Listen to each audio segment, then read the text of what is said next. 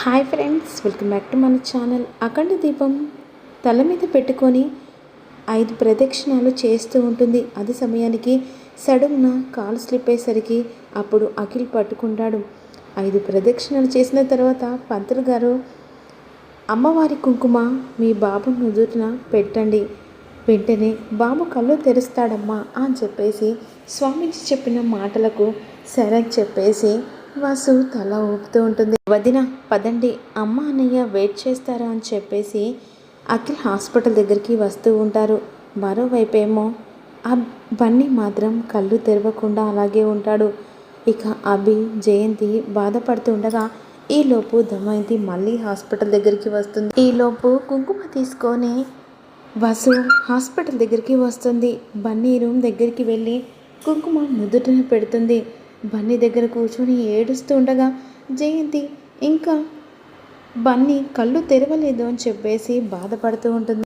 అన్నయ్య వేరే హాస్పిటల్కి షిఫ్ట్ చేస్తామా అని చెప్పేసి అఖిల్ అభిని అడుగుతుండగా అమ్మవారి కుంకుమ నుదుటిన పెట్టిన తర్వాత, అమ్మ నీ మీదే భారం వేశాను, నా బిడ్డను బ్రతికించు తల్లి అని చెప్పేసి వసు బన్నీ దగ్గర బాధపడుతూ ఉంటుంది. అమ్మవారి శక్తి ఒక్కసారిగా బన్నీ మీద చూపెట్టిన తర్వాత బన్నీ మెల్లిమెల్లిగా కళ్ళు తెరుస్తూ ఉంటాడు. అదే సమయానికి వసు బన్నీని చూసి ఇక కాళ్ళు కదిలించడం, చేయిలు కదిలించడం, ఒక్కసారిగా కళ్ళు తెరిచిన తర్వాత, ఏమండి బన్నీ కళ్ళు తెరిచాడు అని చెప్పేసి గట్టిగా అరుస్తుంది. ఈలోపు బయట నిలబడ్డ అభికి ఆ మాటలు వినబడి ఒక్కసారిగా అందరూ కలిసి ఇక బన్నీ దగ్గరికి వస్తారు. బన్నీ అని చెప్పేసి పిలుస్తూ ఉంటారు. బన్నీ అని చెప్పేసి ఇక జయంతి పిలుస్తూ ఉండగా ఈలోపు డాక్టర్ వస్తాడు. డాక్టర్ బన్నీకి స్పృహ వచ్చిందని చెప్పేసి అభి అంటుండగా చెక్ చేస్తూ ఉంటాడు. డాక్టర్కి ఎలా ఉంది బాబు, అందరూ క్లియర్గా కనిపిస్తున్నారా అని చెప్పేసి బన్నీని డాక్టర్ అడుగుతుండగా అని చెప్పేసి బన్నీ చెప్తూ ఉంటాడు. కంగ్రాట్స్ సార్, రియలీ ఇక బాబు రెస్పాండ్ అవుతున్నాడు, రియలీ మెరికల్, అంటే అంతా దేవుడి దయ సార్ అని చెప్పేసి ఈ విధంగా డాక్టర్ అంటాడు. అప్పుడు వసు మనసులో అనుకుంటుంది, అమ్మ నువ్వు ఉన్నావు తల్లి, నా బిడ్డను కాపాడవు తల్లి అని చెప్పేసి మనసులో వసు అనుకుంటూ ఉంటుంది. బాబు ఇప్పుడే స్పృహ తెరిచాడు కదా, కాస్త రెస్ట్ తీసుకోండి, అబ్జర్వేషన్లో ఉంచాలి, అంతేకాకుండా 2-3 టెస్టులు చేయాలి, తర్వాత డిశ్చార్జ్ చేద్దాం అని చెప్పేసి డాక్టర్ చెప్తాడు. బన్నీ అని చెప్పేసి బన్నీకి ముద్దు పెడుతూ ఉంటుంది వసు. ఈలోపు హారిక శ్యామలను కలవడానికి వస్తుంది. శ్యామల వచ్చి థ్యాంక్స్ చెప్తూ ఉంటుంది. నువ్వు ఇచ్చిన ప్లాన్ చాలా సక్సెస్ అయింది హారిక అని చెప్పేసి ఈ విధంగా శ్యామల ఇక థ్యాంక్స్ చెప్తూ ఉంటుంది హారికకు. కానీ ఇది చాలా చిన్నది ప్లాన్ మ్యామ్ అని చెప్పేసి అంటుండగా, కానీ పెద్దగా పేలింది, నేను నా టార్గెట్ని రీచ్ అయ్యాను అని చెప్పేసి శ్యామల అంటుంది. బన్నీ దృష్టిలో నేను రిజిస్టర్ అయ్యాను. బన్నీ స్కూల్ దగ్గర నుంచి వస్తుంటే ఆటోను పంచర్ చేయించడం, మన వాడితో బన్నీకి యాక్సిడెంట్ చేయించడం, నేను వెళ్ళి బన్నీని హాస్పిటల్లో జాయిన్ చేయడం, అలా బన్నీకి దగ్గర కావడం, చాలా అద్భుతమైన ప్లాన్ చెప్పావు హారిక, అనుకున్నట్టు రీచ్ అయింది అని చెప్పేసి జరిగిన ప్లాన్ అంతా గుర్తు చేసుకుంటూ ఉంటారు. ఇక శ్యామలదేవి మనుషులే బన్నీని యాక్సిడెంట్ చేసి కావాలనే శ్యామల చేయించిందని ఇక ఇదంతా గుర్తు చేసుకుంటూ ఉంటారు. జరిగిందంతా గుర్తు చేసుకొని కీప్టప్ హారిక, నేను టెస్ట్ చేసిన దానికంటే జీనియస్ నువ్వు అని చెప్పేసి శ్యామల పొగుడుతూ ఉంటుంది హారికను. థ్యాంక్స్ మేడం అని చెప్పేసి హారిక అంటుంది. అని నాకొకటి అర్థం కావట్లేదు అని చెప్పేసి హారిక అంటుండగా, నేను బన్నీకి ఎందుకు దగ్గర కావాలనే అని చెప్పేసి అంటుండగా, అవును అని చెప్పేసి హారిక అంటుంది. వానికి నీకు ఏంటి సంబంధం, నాతో ప్లాన్ చెప్పించుకొని వాణ్ణి ఇక యాక్సిడెంట్ చేసి వాణ్ణి హాస్పిటల్ తీసుకెళ్ళి దగ్గర కావాలని ఎందుకు అనుకుంటున్నారు, బన్నీ ఏమవుతాడని నీ అనుమానమా అని చెప్పేసి శ్యామల అడుగుతుండగా, అప్పుడు అవును మ్యామ్ అని చెప్పేసి హారిక అంటుండగా, బన్నీ నా కొడుకు అని చెప్పేసి శ్యామల మాటలు విని ఒక్కసారిగా హారిక షాక్ అయిపోతుంది. అవును నువ్వు విన్నది నిజమే, బన్నీ నా కొడుకు. బన్నీ నీ కొడుకు ఏంటి మ్యామ్, వసు అక్క కొడుకు కదా అని చెప్పేసి హారిక అంటుంది. అంటే వసు కొడుకు బన్నీనే, కాకపోతే ఇక నా భర్త కొడుకు కూడా బన్నీ అని చెప్పేసి ఒక్కసారిగా అనేసరికి షాక్ అయిపోతుంది హారిక. అంటే మీరు అని చెప్పేసి హారిక అడుగుతుండగా, వసు సవితిని అని చెప్పేసి ఒక్కసారి అనేసరికి షాక్ అయిపోతుంది. వసు ఆయనకు విడాకులు ఇచ్చిన తర్వాత నన్ను పెళ్లి చేసుకున్నాడు అని చెప్పేసి శ్యామల అంటుండగా ఏమన్నారు? వసు అక్క విడాకులు తీసుకున్నా విధవ కదా అని చెప్పేసి హారిక అడుగుతుంది. విధవని ఎవరు చెప్పారు? అలా అని చెప్పే వసు అక్క అభిబావను పెళ్లి చేసుకుంది.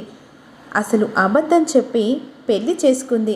అప్పటి వరకు ఆయన బ్రతికే ఉన్నాడు అని చెప్పేసి శ్యామల అంటకు ముందే ఆయనను ఇంట్లో నుంచి వెళ్ళి కొట్టాడని చెప్పేసి శ్యామల అంటుండగా, అంటే వసు అక్క విధవరాలు కాదా, విడాకులు తీసుకుందా అని చెప్పేసి ఇక హారిక అడుగుతుండగా అవునని చెప్పేసి శ్యామల తర్వాత నన్ను పెళ్లి చేసుకున్నాడు. ఈ విషయం ఇంట్లో వాళ్ళకు తెలిస్తే వసు అక్క అవుట్. ఇంట్లో వాళ్ళందరూ కలిసి ఇక వసు అక్కను మెడలు పట్టి బయటికి గెంటేస్తారు. వసు అక్క బతుకు బస్టాన్ అవుతుంది అని చెప్పేసి హారిక అంటుండగా, అది నా ఉద్దేశం కాదు. వసు అక్క నన్ను ఇంట్లో నుంచి గెంటేసింది. ఇప్పుడు నేను వసు అక్కను ఇంట్లో నుంచి గెంటేస్తాను అని చెప్పేసి హారిక అంటుండగా, నువ్వు అలా చేయకూడదు, ఇది నాకు మంచి అవకాశం మ్యామ్ అని చెప్పేసి హారిక అంటుంది. అంతకంటే మంచి ఛాన్స్ నేను ఇస్తాను. వసు అక్క వీధిలో పడడం కంటే నాకు ఇంకేం మంచి ఛాన్స్ ఉంటుంది అని చెప్పేసి హారిక అంటుంది. ఆల్రెడీ నువ్వు రోడ్డున పడ్డావు. వసు అక్క రోడ్డున పడితే కాసేపు మాత్రమే నీకు సంతోషం ఉంటుంది, తర్వాత నీకేం లాభం ఉంటుంది? వసు అక్క అంటే నాకు చాలా కోపం, తన మీద ప్రతీకారం తీర్చుకోవాలి మ్యామ్ అని చెప్పేసి హారిక అంటుండగా, ప్రతిఫలం ఉండని ప్రతీకారం వేస్ట్ హారిక అని చెప్పేసి శ్యామల అంటే ఫస్ట్ మనం బలపడాలి, ఆ తర్వాత మన శత్రువుని బలంగా దెబ్బ కొట్టాలి అని చెప్పేసి శ్యామల. ఇప్పుడు నీ ప్లాన్ ఏంటి మ్యామ్ అని చెప్పేసి హారిక అంటుండగా, నా భర్త బాగానే సంపాదించి ఈ మధ్యలే పోయాడు, ఆ రకంగా వసు భర్త పోయినట్టే కదా. ఆ విషయం పక్కన పెడితే పోయిన నా భర్త ఆస్తి మొత్తం బన్నీ పేరు మీదకి రాసేంటి, మీకు పిల్లలు లేరా అని చెప్పేసి హారిక అడుగుతుండగా, లేరు. ఇక పోయే ముందు వాడి మీద ప్రేమ పుట్టింది.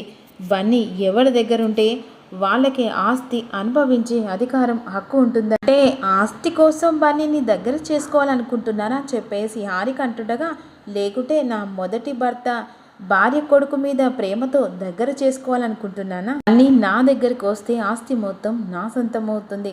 బన్నీ గార్డెన్గా ఆస్తి మొత్తం నేను అనుభవిస్తాను. ఓకే, నాకు బన్నీ కావాలని చెప్పేసి శ్యామల అంటుండగా, బన్నీని నీకు ఇవ్వడానికి వసు అక్క ఒప్పుకుంటుందా అని చెప్పేసి హారిక అంటూ, పర్మనెంట్గా నా దగ్గర ఉండాల్సిన అవసరం లేదు, ఇక ఎలాగో మైనార్టీ తీరిన తర్వాత ఆస్తి మొత్తం నా పేరు మీద చేసుకొని వాని అమ్మి దగ్గరికి పంపిస్తా. ప్లాన్ బాగానే ఉంది, మరి నాకేంటి అని చెప్పేసి అంటుండగా, ఆస్తిలో 2% నీకు ఇస్తాను అని చెప్పేసి శ్యామల 2%ఏనా అని చెప్పేసి హారిక అంటుండగా, నీ లైఫ్ సెటిల్ కాపాడడానికి ఆ మాత్రం చాలు అని చెప్పేసి శ్యామల అంటుంది. ఓకే మ్యామ్, ఇక నుంచి మీతోనే ఉంటాను, కాకపోతే ఈ ప్లాన్ మొత్తం నాది అని వసు అక్కకు అభిబావకు తెలియకూడదు అని చెప్పేసి హారిక వాళ్లకు తెలియకూడదు అని చెప్పేసి అంటుండగా, నా ప్లాను పసిగట్టడం ఎవరి వల్ల కాదు, కానీ వాళ్ళు పసిగట్టి మన లెక్కలు తేల్చుతారు అని చెప్పేసి హారిక అంటులతో, నేను చాలా చావు దెబ్బలు తిన్నాను మ్యామ్, ఇప్పుడు నేను నీతోని కలిశాను కదా, మనమే ఎదురు తిరిగి వాళ్ళను ఇద్దరిని చావు దెబ్బదిద్దాం అని చెప్పేసి శ్యామల డిశ్చార్జ్ చేసి ఇంటికి తీసుకొని బన్నీని లోపలికి తీసుకొని వస్తూ ఉండగా హారతిస్తుంది పావని. లోపలికి వచ్చిన తర్వాత అని చెప్పేసి పిల్లలు పట్టుకుంటుండగా పెయిన్ వస్తుంది.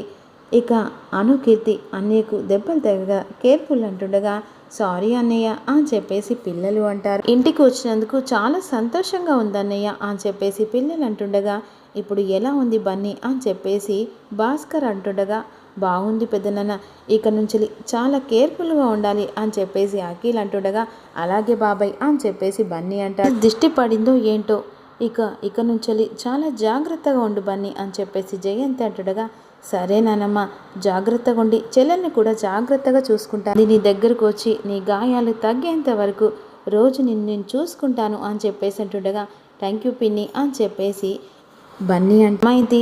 నువ్వు మహాజాతకుడా బన్నీ, అన్నీ నీకు కలిసి వస్తున్నాయి. సుమంగలి మనసులో అనుకుంటుంది, ఇది ఇంకా నోరు తెరవలేదురా అనుకున్నాను, మురక్కాల్వ తెరిసేసింది అని చెప్పేసి సుమంగలి మనసులో అనుకుంటుంది. అదృష్టం అంటే మీలా ఉండాలి, నీలా మీ అమ్మలా దేవుడు మీకు మంచి రాతే రాశాడు. బన్నీ ప్రమాదం నుంచి బయటపడి క్షేమంగా ఇంటికి వస్తే ఏం మాటలు దమైంది అని చెప్పేసి జయంతి అంటుంది. కాని మాటలు ఏమన్నానమ్మా, ఉన్నమాటే కదా అన్నాను, ఇలాంటి సమయాల్లో అలాంటి మాటలు అవసరమా దమయంతి అని చెప్పేసి భాస్కర్ అంట. సమయం తగ్గట్టే మాట్లాడుతున్నాను అన్నయ్య, నా కూతురు కోసం నగలు డబ్బులు కావాలంటే సమయం కాదు అన్నారు.